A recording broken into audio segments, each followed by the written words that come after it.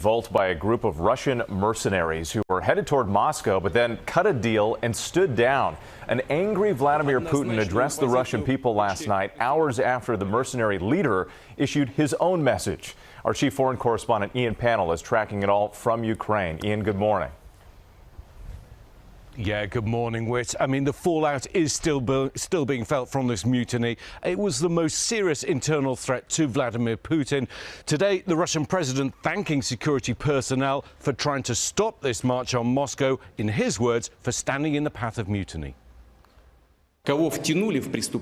This morning, Russian President Vladimir Putin angrily denouncing the mutiny against him after a one-day rebellion that shook the foundations of his two-decade-long rule. Putin accusing the mutineers of betrayal, claiming an armed uprising would have been suppressed anyway, even though they actually got within 120 miles of Moscow. Putin didn't mention either Wagner, the private military company whose mercenaries marched against Russia's military leaders, or its chief, Yevgeny Prigozhin.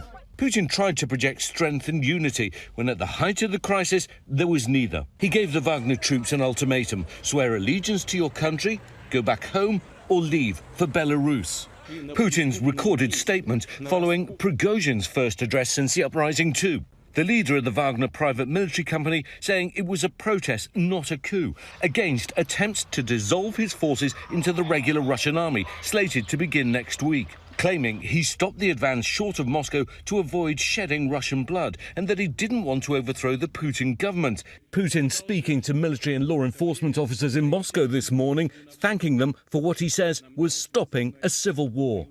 President Biden weighing in publicly for the first time since the uprising, stressing that while the US and NATO allies weren't involved, that their continued coordination is key to what comes next. I will keep making sure that our allies and our partners are closely aligned in how we are reading and responding to the situation.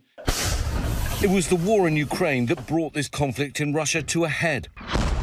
Putin's men now under pressure to hold back a Ukrainian counteroffensive on multiple fronts. Two interesting notes this morning. Firstly, no confirmed sighting of Prigozhin despite his plane being seen in Belarus. And secondly, Putin's defense minister Shoigu, the man who Prigozhin marched towards Moscow to try and unseat, was once again standing by Vladimir Putin's side this morning. In other words, he is going nowhere, and it's hard to see from their standpoint quite what the mutineers really achieved. Robin? It is hard to see. Thank you for your report.